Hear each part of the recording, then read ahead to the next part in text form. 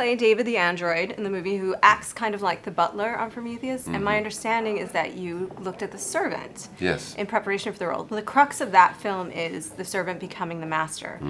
Do you guys both think that the crux of this film is the master or creator being demystified? Because it happens in a lot of like creator-creation relationships. There's three. Thoughts? That makes sense. Yeah. Yeah, and also, you know, be careful of what you wish for. I think, you know.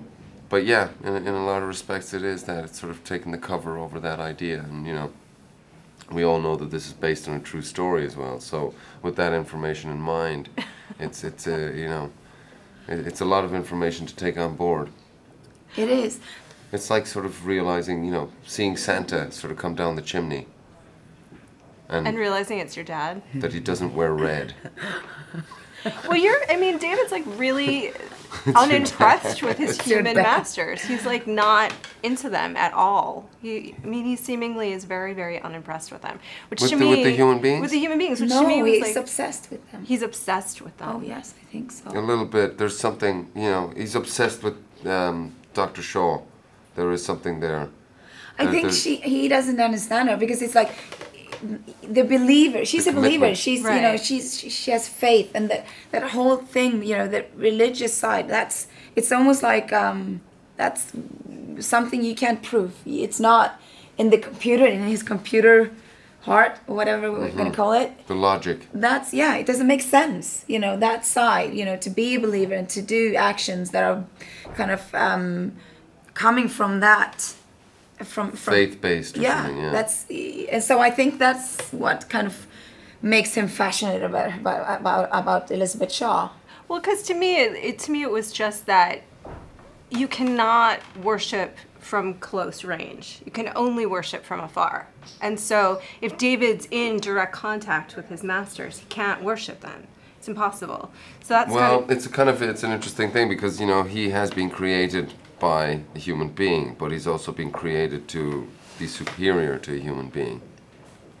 So, you know, the fact that he's so physically sort of, you know, and mentally advanced, you know, he has to wait for everybody to play catch up. So it's kind of like a contradiction. Yet, you know, that is his master, but also he's programmed to be so much more advanced than that. So, you know, he's waiting for everybody to sort of reach where he's at. So that's kind of the thing, you know. Well, and your character has a huge transition from the driving force of faith, and then she becomes this warrior. But, I mean, the film's looking at hubris in a lot of different ways. Do you think there's like an inherent hubris in that kind of optimism to think that you know? Yeah, absolutely. And she realizes too late that, oh my God, I was wrong.